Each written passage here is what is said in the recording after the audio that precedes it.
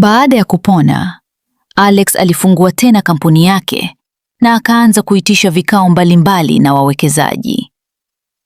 Alifanikiwa sana katika biashara yake na hata kushinda tuzo ya Best Businessman.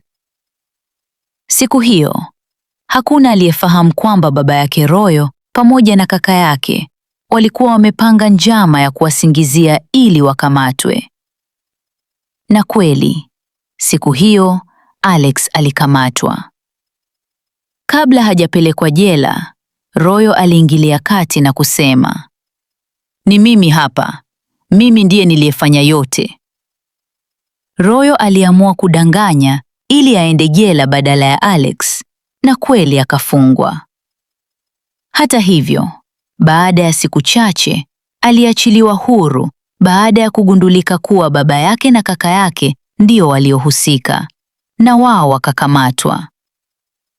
Siku chache baadaye, Royo na Alex walitekwa na watu wasiojulikana na kufungwa ndani ya pango. Wakiwa huko, Alex alimuuliza Royo, "Kwa nini uliamua kwenda jela badala yangu?" Royo akajibu, "Sipendi kukuona unateseka. Nisamehe sana. Najua nimekukosea sana." Alex akamwambia, "Yaliyopita si ndwele. Tugange yajayo." Mwishowe, walifanikiwa kutoroka na kujiokoa.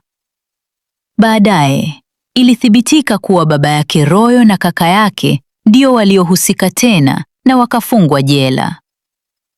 Siku chache zilizofuata, Alex aligundua kuwa Royo ana ugonjwa wa multiple disorder.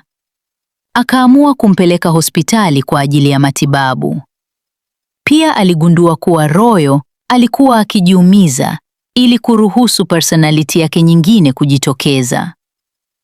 Royo aliendelea na matibabu na baada ya muda walirudi nyumbani kwa Alex. Hapo, Alex alimwambia Royo, "Katika hili, tutakuwa pamoja hadi utakapokuwa sawa." Royo akaomba msamaha tena na Alex akakubali kumpa nafasi nyingine. Huu ndio mwisho wa series yetu nzuri ya Sura 2.